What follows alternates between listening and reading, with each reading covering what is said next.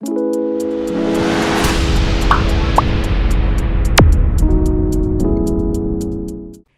बच्चों, कैसे हो सब अच्छे होंगे। तो चलिए आज का हम अपना अध्याय आरंभ करते हैं। आज हम पढ़ेंगे मात्राओं के बारे में कि मात्रा कैसी होती है, कौन से स्वर की कौन सी मात्रा होती है, और फिर हम उनसे कैसे अपने शब्दों की रचना करते हैं, और फिर कैसे हम अपने वाक्यों की रचना करते हैं। तो चलिए करते हैं हम मात्राओं का अध्ययन। देखिए, स्वरों के जिन चिन्हों का प्रयोग व्यंजन के साथ किया जाता है उन चिन्हों को मात्रा कहते हैं। अस्वर की कोई मात्रा नहीं होती है।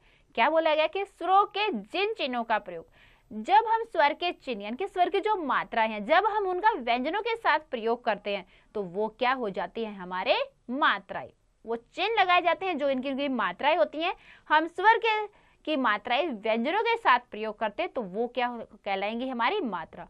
क्योंकि बेटा कोई भी जो हम व्यंजन से हम या स्वर से, स्वर और व्यंजन मिलाकर ही हम वाक्य बनाएंगे, शब्द बनाएंगे। तो जब भी हम अपने शब्द बनाएंगे तो उसमें क्या है, हमारे अगर स्वर की हमें उसमें ध्वनि आएगी तो हम उस स्वर को वैसे नहीं लिखेंगे, हम उसका चिन्ह लगाएंगे। तो उसी चिन्ह को क्या बोला जाता है, मात्रा।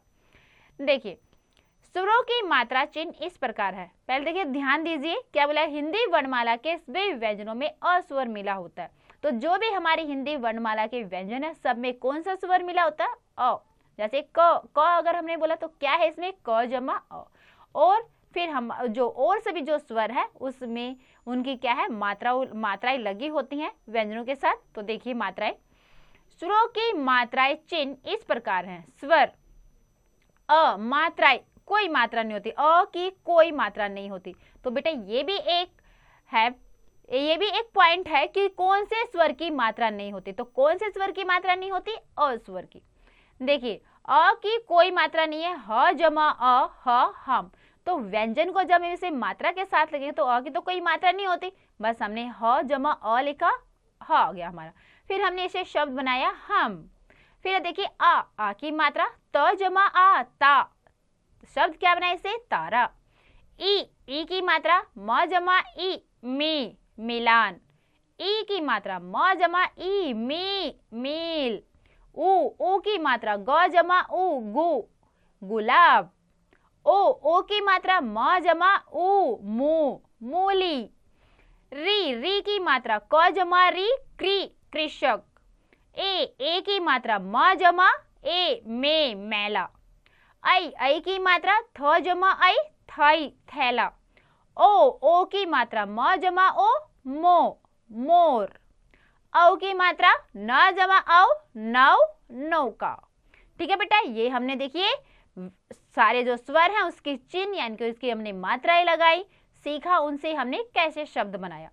ध्यान दीजिए, अ ई ओ औ अ की मात्राएं व्यंजन के दाईं ओर यानी कि बाद में लगाई जाती है। कहाँ लगाई जाती है इन स्वरों की मात्रा, व्यंजन के दाईं ओर यानी कि व्यंजन के बाद में।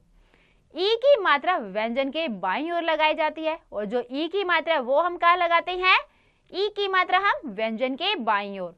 ए आई अंग और अंग की मात्राएं व्यंजन के ऊपर लगाई जाती है। इनकी मात्राएं कहाँ लगाई जाती है, जो भी व्यंजन होगा उनके ऊपर लगाएंगे। ओ री की मात्रा व्यंजन के नीचे लगती है।